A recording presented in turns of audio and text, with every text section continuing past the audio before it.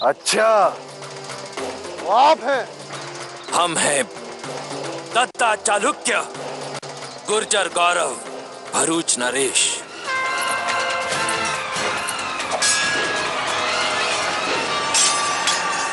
सैनिकों, लटका दो इसे फांसी पर।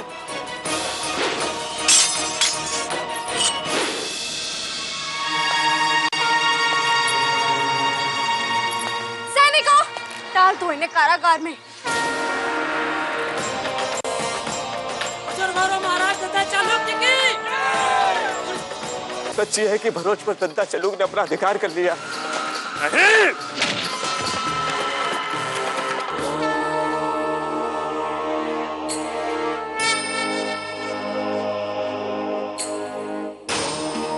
हे सोमनाथ, आपके आशीर्वाद से भरूच का पुराना वैभव वापस लौट आया है। काकाश्री, रानी बा, चौला बहन सब कुशल है।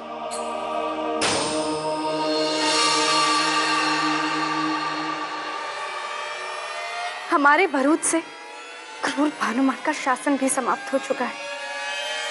धन्य हो प्रभु, धन्य हो।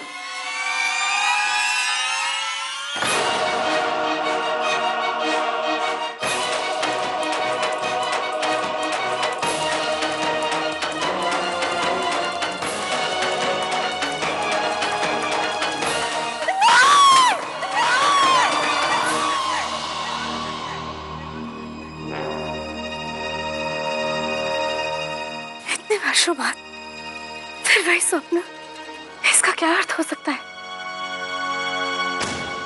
हे सोमनाथ, किससे चर्चा करें हम इस बारे में? सर्वज्ञ प्रभु भी नहीं है।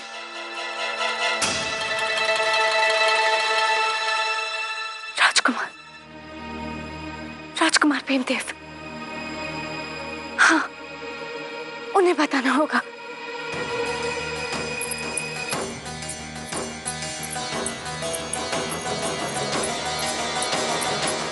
राजकुमार भीमदेव को कहीं देखा? जी, वो तो चले गए। कब? जी, अभी अभी गए हैं। परंतु कहाँ? कह रहे थे कि देवपट्टन जा रहे हैं।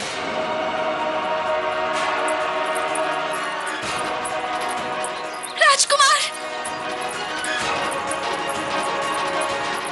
राजकुमार भीमदेव, राजकुमार।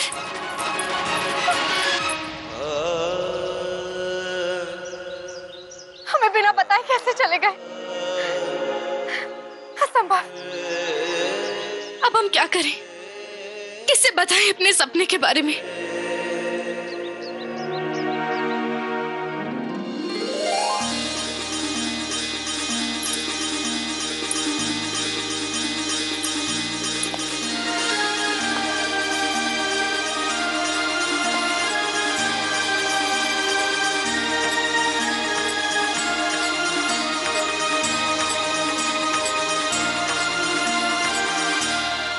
हमारे जाने की झूठी खबर सुनकर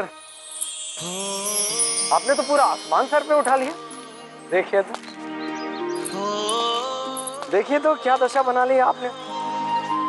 भरूच की इस नई सुबह के सुनहरे अवसर पर हमारी ओर से ये तुच्छ भेंट स्वीकार कीजिए। हमें पता है आपको फूल तोड़ना अच्छा नहीं लगता, इसीलिए ये लिया है। अन्यथा पूरे बाग के फूल आपके चरणों में बिछा देता। हटिए आप, आपको अभी भी हंसी सूझ रही है? अब हम बच्चे नहीं रहे राजकुमार। ये सब क्या है? फूल वूल? कुछ नहीं।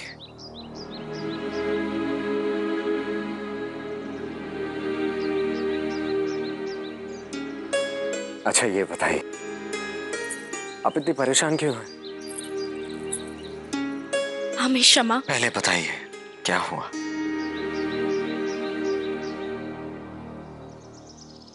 राजकुमार, आपको याद है बचपन में हमें सोमनाथ महालय के विषय में एक अजीब सा सपना आया था? हाँ हाँ। आज इतने वर्षों बाद हमें वैसा ही सपना आया है। पहले भी जब ऐसे सपने आते थे कुछ ना कुछ अनिष्ट अवश्य होता था। हमें बहुत भय लग रहा है राजकुमार। पता नहीं इस बार क्या होगा। हे सोमनाथ। धैर्य रखिए राजकुमारी। इतने संघर्षपूर्ण वर्षों के बाद आज आपके जीवन में एक सामान्य दिवस आया है। बचपन से जुड़ी यादें आज भी आपके मन मस्तिष्क में है। सत्य तो यही है, मनुष्य अपने बुरे दिवसों को जल्दी भुला नहीं पाता, परंतु उसे भुलाना तो पड़ता है। आपका वर्तमान देखिए राजकुमारी, सुनहरा भविष्य आपकी प्रतीक्षा कर रहा है। ये तो सच है राजकुमार, परंतु ज्वाला का जन्म दिवस है आज और उनकी तैयारियां छोड़कर आप अपने सपनों में उलझी हुई हैं। क्षमा कीजिए राजकुमार, देवपट्टन से सम्राट का संदेश लेकर संदेशवाहक आया है। हम अभी आते हैं, तब तक आप हमारी दी हुई इस भेंट को देखिए। यह आपकी सुंदरता की बराबरी तो नहीं कर सकता, क्या करें, बेचारा मुरझा जाता है।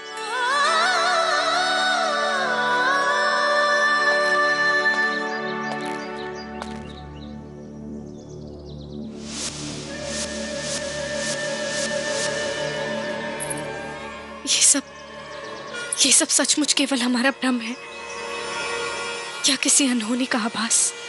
दद्दा मरेगा, बेमौत मरेगा और मरने से पहले अपने अजीजों, अपने प्यारों को तड़प तड़प कर मरते हुए देखेगा। इस तरह एक बार नहीं 1000 बार मरेगा दद्दा चालुक्य।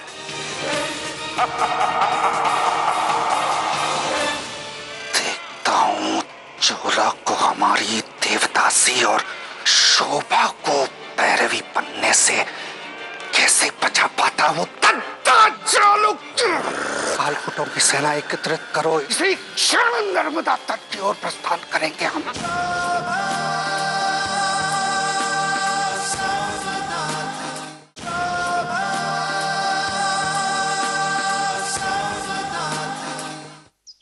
महारानी, आज हमारी पुत्री का 16वां जन्म दिवस है।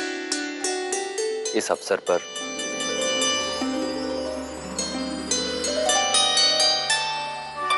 हमारी ओर से यह भेंट स्वीकार करें। याद है महारानी, आज से 25 वर्ष पूर्व जब आप पहली बार हमारी धर्मपत्नी बनकर इस महल में पहली बार आई थी, ठीक वैसा ही श्रृंगार कीजिए।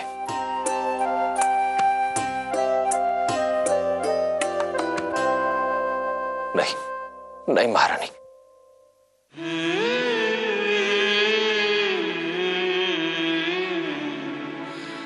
सोलह वर्षों तक आपने इन अनमोल मोतियों को लुटाया है, अब और नहीं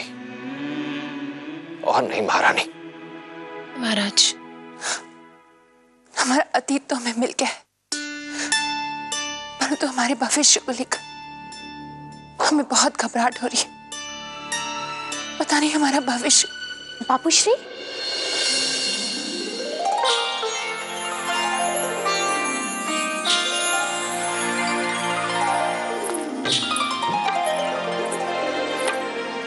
बापूश्री जरा बताइए, हम कैसी लग रही हैं? एकदम पूर्णमासी के चंद्रमा की तरह सुंदर।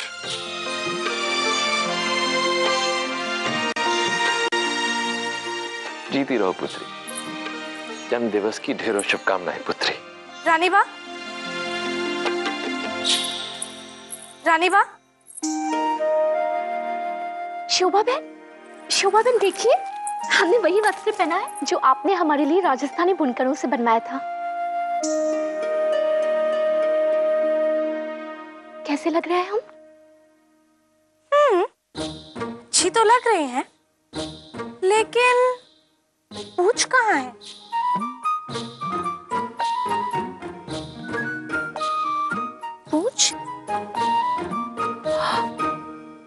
पूछ तो बंदर की।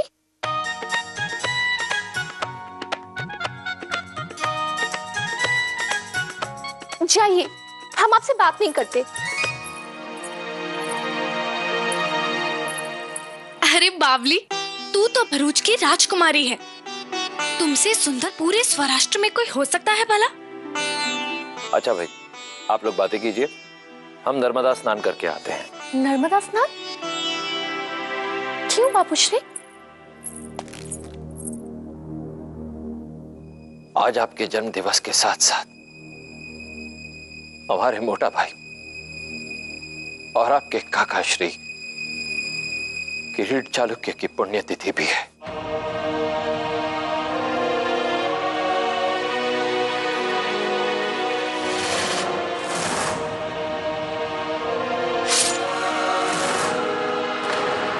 अपना ध्यान रखना पुत्री। बापूजी। जय सोमनाथ।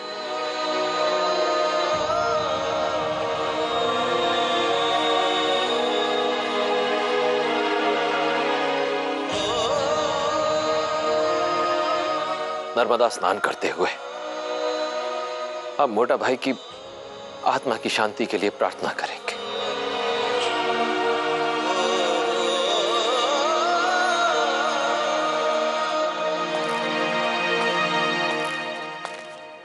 रुकिए महाराज।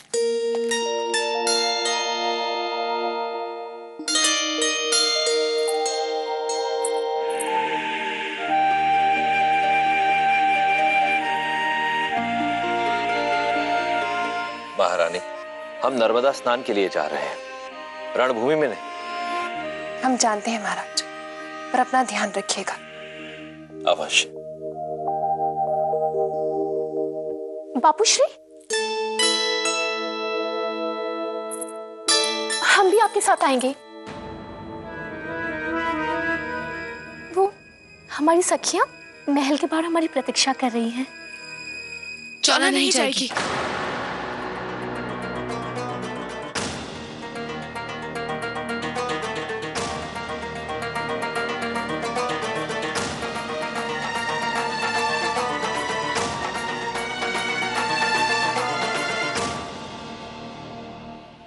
माँ, ये हंसाबेन का ग्राम नहीं, हमारा महल है। और हम यहाँ की राजकुमारी, महाराज दद्दा चालुक्य की पुत्री, कोई साधारण कन्या नहीं।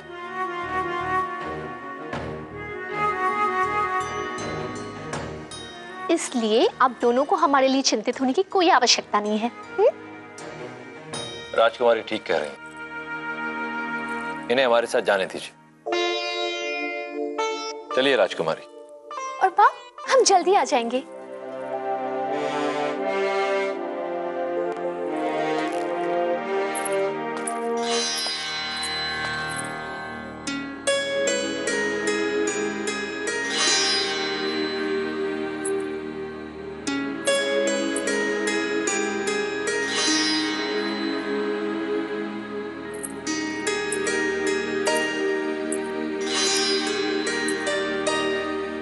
क्या हुआ बेटी?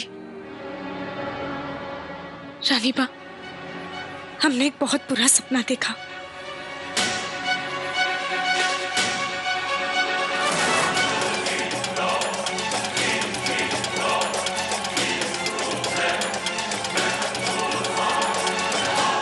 हुजूर, आज राजकुमारी चौला का जन्म दिवस है। पूरे भरूच में जश्न का माहौल चल रहा होगा।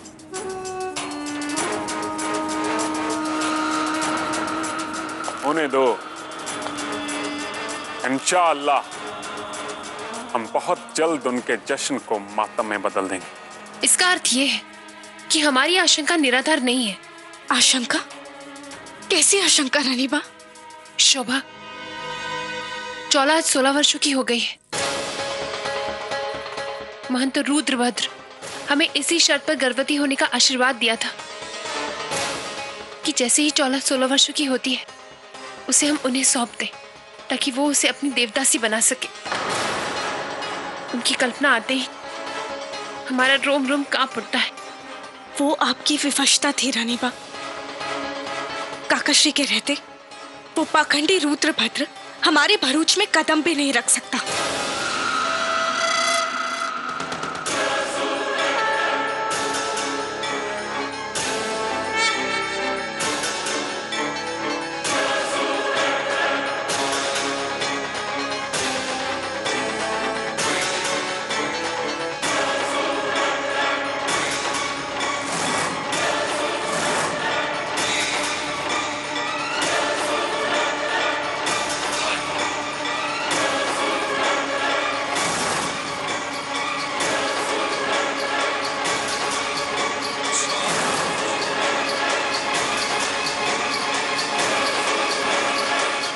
काकाश्री ने उस पाखंडी रुद्रभद्र को हमारे महल से बाहर निकाल फेंका था। हमारी चौला को ले जाना तो दूर, वो उस पर दृष्टि भी नहीं डाल पाएगा। त्रिपुरा सुंदरी माते!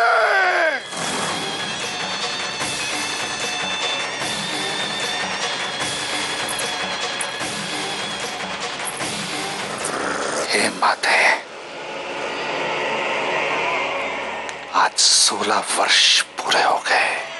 देखता हूँ चोला को हमारी देवदासी और शोभा को पैरवी बनने से कैसे बचा पाता वो तद्दा चालुक्य। सबके सामने हमें अपमानित किया था। क्या समझता है वो हमारे चंगुल से बचकर बच गया वो तद्दा चालुक्य। पुत्र का रौद्र रूप देखेगा तू। परंतु प्रभु, दद्दा के होते हुए ये कैसा संभव है? जीवित रहेगा तो बचा पाएगा ना अपनी पुत्रियों को। कालकुटों की सेना एकत्रित करो। कालकुटों की सेना एकत्रित करो। इसी क्षण नर्मदा तट की ओर प्रस्थान करेंगे हम। नहीं शोभा, महंत रुद्रभद्र ऐसा विषैला सांप है जिसका फन जितनी बार कुचला जाए वो उतना ही शक्तिशाली। और आपका ना वो भी तो अनिष्ट का संकेत दे रहा है ना हमें। यही तो हम भी सोच रहे हैं रानी बा। कभी कभी ऐसा लगता है कि कहीं इस सपने का संबंध गजनवी से तो नहीं। वो आज भी सोमनाथ महल के कोष को पाने के लिए तड़प रहा है। और हमें तो ये सूचना भी मिली है कि गजनवी भरूच के लिए निकल चुका है। हे सोमनाथ, अब क्या होगा? कुछ नहीं होगा रानी बा। अब छोड़िए इन बातों को। हो सकता है बचपन में घटी घटनाओं के कारण हमें ऐसे सपने आ रहे हो। और जहां तक गजनवी की बात है तो अब तो काकाश्री और उनकी सेना भी है गजनवी का सामना करने के लिए। आप व्यर्थ चिंतित हो रही है रानी बा। हाँ, हम एक काम करते हैं, हम चौला को लेकर आते हैं। और जहां तक काकाश्री का प्रश्न है तो अब तो स्वयं यमराज भी उन्हें पराजित नहीं कर सकते।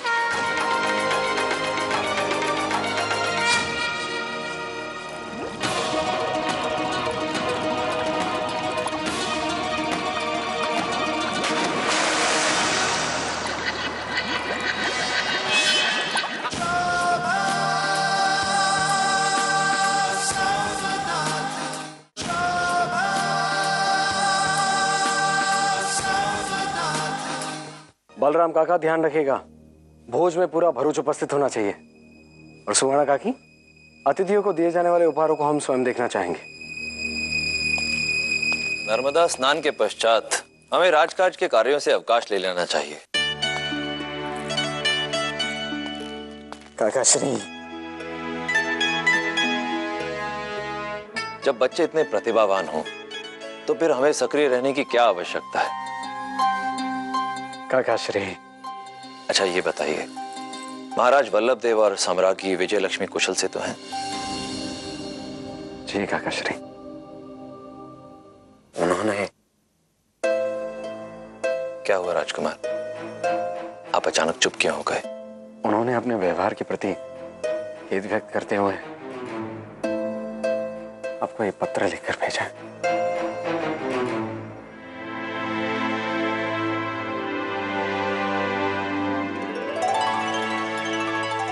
हम अभी ही उन्हें इसका उत्तर देंगे। सम्राट वल्लभदेव हमारे लिए सदैव आदरणीय थे और रहेंगे। उन्होंने उस समय की परिस्थिति के अनुसार जो उचित समझा वही किया और फिर स्वयं आपको यहां महल में रुकने की अनुमति देकर उन्होंने ये सिद्ध कर दिया कि हमारी मित्रता में कोई खोट नहीं है। और फिर राजकुमार, मनमुटाव भी तो वहीं होते हैं जहां प्रगाढ़ संबंध होते हैं। हम तो यही सोच सोच कर सिहर उठते हैं कि यदि आप ना होते तो हमारी शोभा, हमारे परिवार और भरूच का क्या होता। हमें इस लायक बनाया भी आप ही ने है काकाश्री। हमें आप पर गर्व है राजकुमार।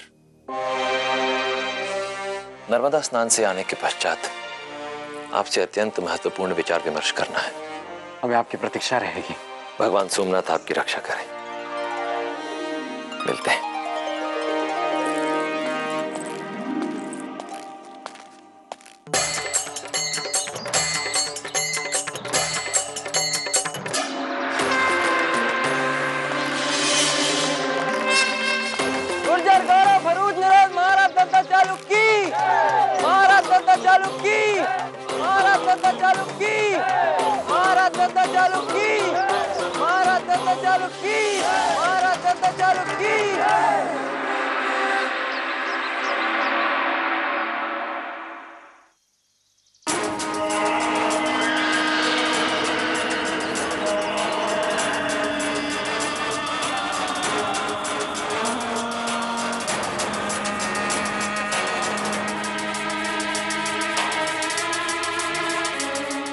भरूच वासियों, आज वर्षों के उपरांत पूरे भरूच में हर्षोल्लास का ऐसा वातावरण छा गया है।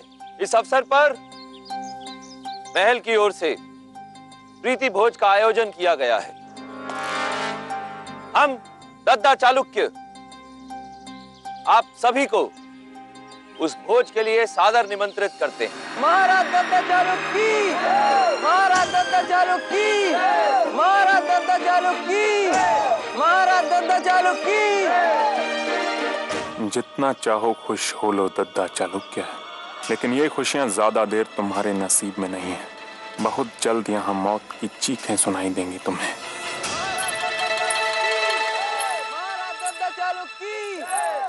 दद्दा चालुक्य की जय, भरूच महाराज की जय, गुर्जर गौरव की जय। और हम विवश है ये सब सुनने। शांत हो जाओ इंदु बहन और हमें कुछ सोचने दो। वैसे ही बाहर ये जय जयकार सुनकर हमारे कान फट रहे हैं और ऊपर से तुम भी। तो क्या करें हम? आज जिस प्रजा को हमारी जय जयकार करनी चाहिए थी वही भानु देखो आज हमारी क्या दशा हो गई है। तुम्हारी बहन आज काल कोठरी में है। भानु कुछ करो भानु। धीरज रखो इंदु बहन। जैसे सुख के दिन नहीं रहते वैसे ही दुख भी अधिक दिन तक नहीं टिकता। कभी कभी ऐसी परिस्थितियों के साथ समझौता करना पड़ता है, परंतु कोई ना कोई विकल्प तो होगा। एक मार्ग है यहां से निकलने का। क्या? बताओ ना भानु बताओ ना। बताते हैं, परंतु उसके लिए हमें दोबारा से एक होना पड़ेगा। हाँ? नहीं, वचन दो कि तुम हमसे विश्वासघात नहीं करोगे। मैं वचन देती हूँ। ठीक है। प्रचंडमान, हम यहां से बाहर निकलने की योजना बना रहे हैं। प्रचंडमान,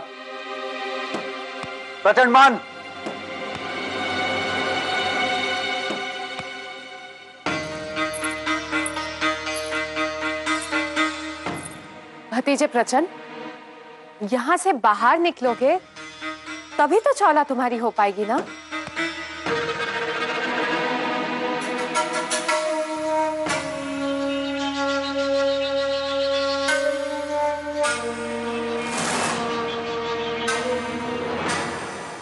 बुआ श्री, अपनी चौला के लिए हम कुछ भी कर सकते हैं,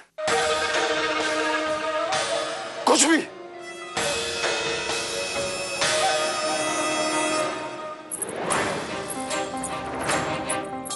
महाराज दद्दा चालुक्य, महाराज दद्दा चालुक्य।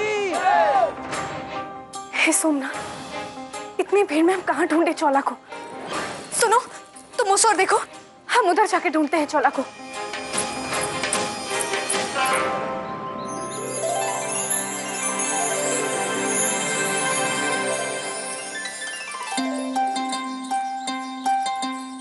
बता सुनैना, तुझे कौन सी वाली पसंद है? मुझे वो हरी वाली। कौन सी? वो जितनी भी हरी चूड़ियां हैं वो सब की सब इसे दे दो।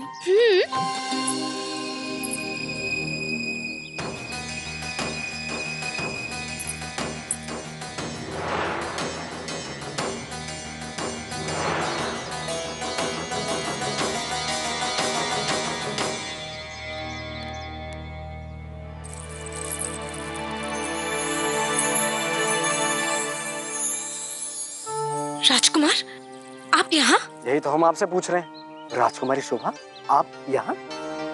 महल में इतने काम पड़े हैं और आप सब छोड़कर यहाँ भटक रही? भटक नहीं रहे, चोला को ढूंढ रहे हैं। पता नहीं कहाँ चली गई। वैसे राजकुमारी चोला की आयु क्या होगी? 16 वर्ष। परंतु अचानक उनकी आयु पूछने की? अब वो बच्ची तो रही नहीं कि वो इस प्रकार कहीं गुम हो जाए। और वैसे भी चालुक्य वंश की कन्याओं का तो इतिहास हमें बताता है कि 8 वर्ष की छोटी सी आयु में भी राजकुमारी शोभा ने गजनवी जैसे नृशंस लुटेरे को भी भागने पर विवश कर दिया था। तो 16 वर्ष की चोला तो। राजकुमार, आप चोला को ढूंढने में हमारी सहायता कर रहे हैं या नहीं? जी राजकुमारी शोभा, अवश्य करेंगे। अरे आपका आदेश का पालन हम नहीं करेंगे तो कहाँ जाएंगे? आपका हुक्म सराखों पर। हम अभी चला कर ढूंढ के लाते। महाराज दत्ता चालुक्य, महाराज दत्ता चालुक्य, दत्ता चालुक्य। काका श्री के जाते ही भीड़ अपने आप कम हो जाएगी। नहीं, हम उतनी देर प्रतीक्षा नहीं कर सकते। चलो राजकुमार भीमदेव, आज तो चोला को ढूंढना ही होगा। महाराज दत्ता चालुक्य, महाराज दत्ता चालुक्य। राजकुमारी जी इधर आइए। राजकुमारी मतलब शोभा चालुक्य है।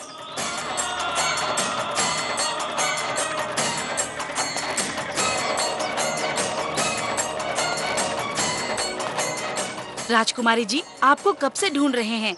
राजकुमार भीमदेव आपको बुला रहे हैं। राजकुमार भीमदेव?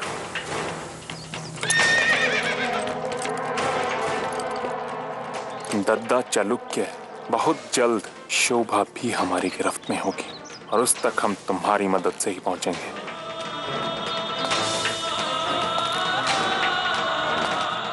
मैंने सुना है वो नहाने के लिए नदी पर गया है, उसके पीछे जाओ।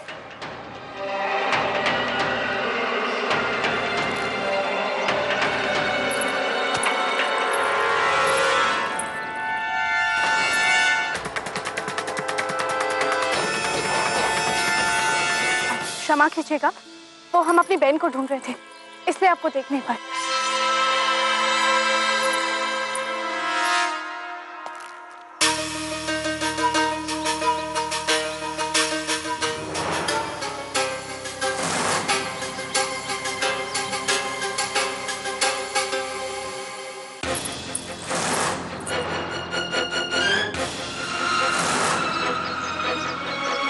पता नहीं क्यों उस व्यक्ति को देखकर हमें अजीब सा आभास हुआ।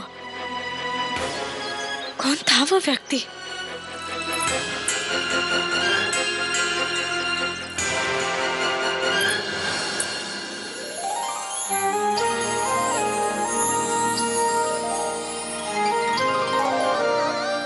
आप? पूरे सौराष्ट्र में किसी का साहस है हमारी राजकुमारी शोभा का हाथ पकड़ने का? चोला अब तक नहीं मिली ना? चोला मिल गई है राजकुमारी। आपके इस दास ने चोला को ढूंढकर महल में अपनी रानी के पास सकुशल पहुंचा दिया है।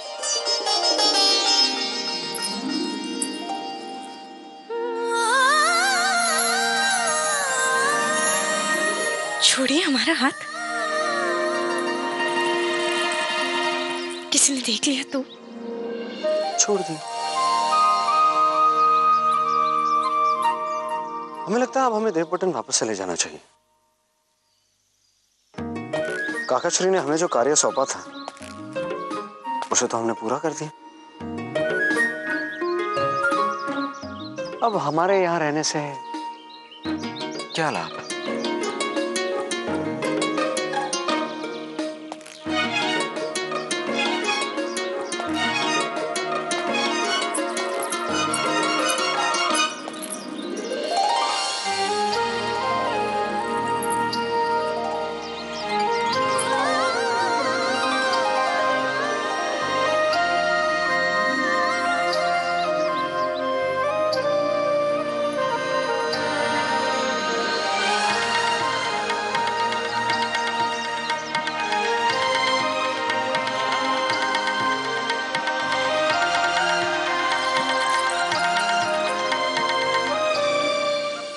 बार बार देवपट्टन जाने की धमकी क्यों देते हैं?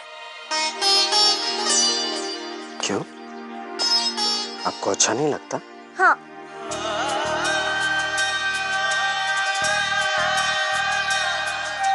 हमारे कहने का मतलब है कि हमें कोई अंतर नहीं पड़ता। राजकुमारी शोभा, संभवतः पूरे भारतवर्ष में आपसे बुद्धिमान स्त्री दूसरी और कोई नहीं होगी, और कभी कभी हमसे भी अच्छा शस्त्र चला लेती। परंतु एक बात निश्चित है, आपको झूठ बोलना नहीं आता। और पूरे स्वराष्ट्र में आपसे अच्छा शब्दों का चाल भी कोई नहीं बनता। अभी तो कह रहे थे कि बहुत सारे कार्य शेष हैं, उन्हें पूरा करना है, और अब चल दिए देवपट्टन। चलिए महल वापस।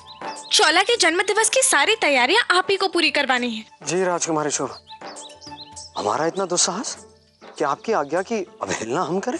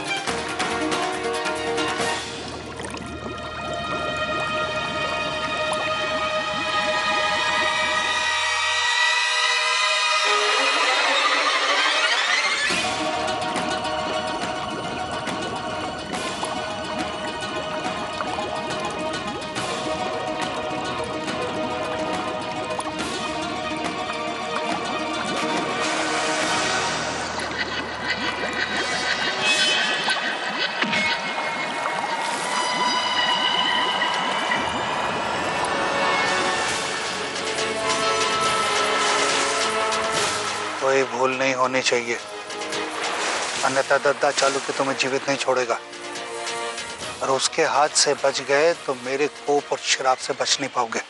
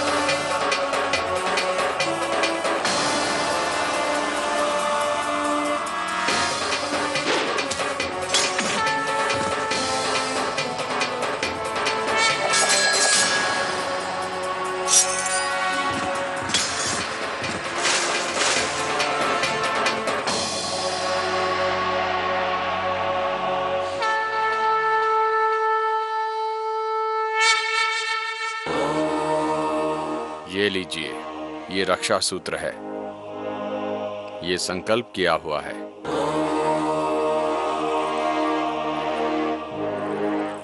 महारानी, ये साधारण धागा नहीं है। इसमें साक्षात भगवान सोमनाथ का आशीर्वाद समाहित है। इसे परिवार के सभी सदस्यों के हाथों में बांध दीजिए। भगवान सोमनाथ सबकी रक्षा करेंगे। धन्यवाद पुरोहित जी।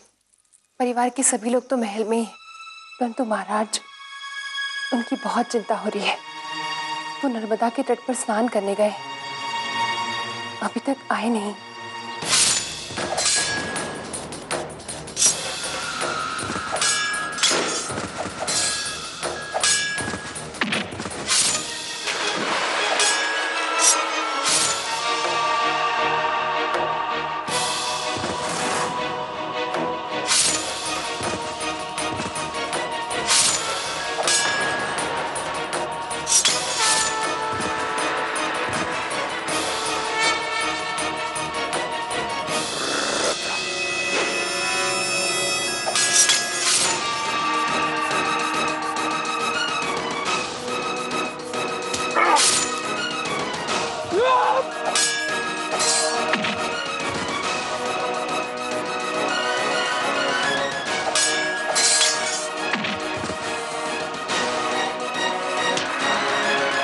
बता किसका आदमी है? नहीं बताऊंगा। बताता है या? चाहे मेरी जान चली जाए, मैं नहीं बताऊंगा। अच्छी बात है।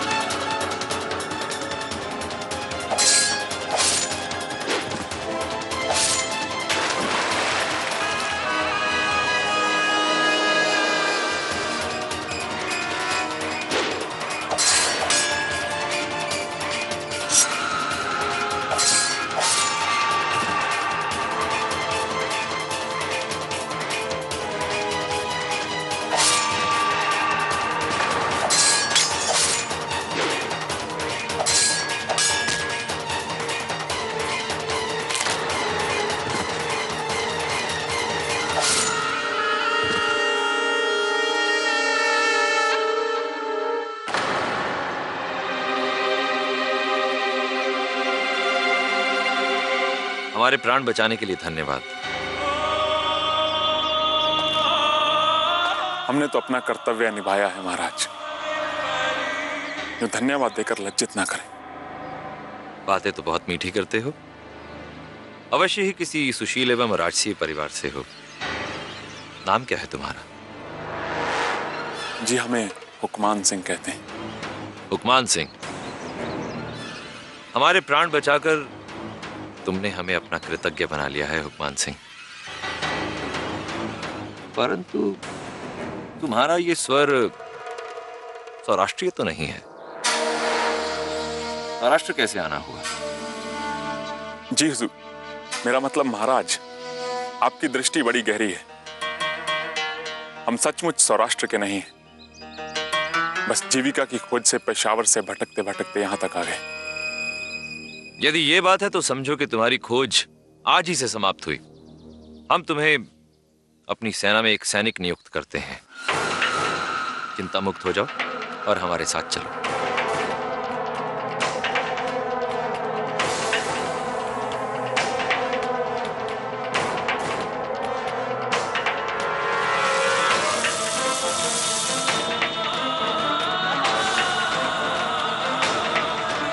इसी मिट्टी में दफन कर दूंगा तुझे।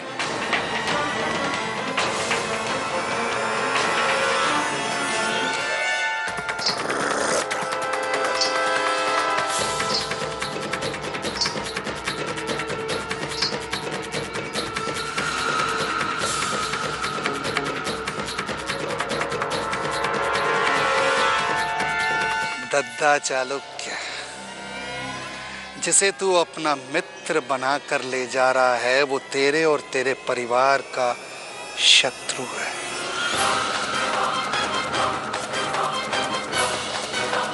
भरूच का रक्षक भरूच के सर्वनाश को अपने साथ ले जा रहा है।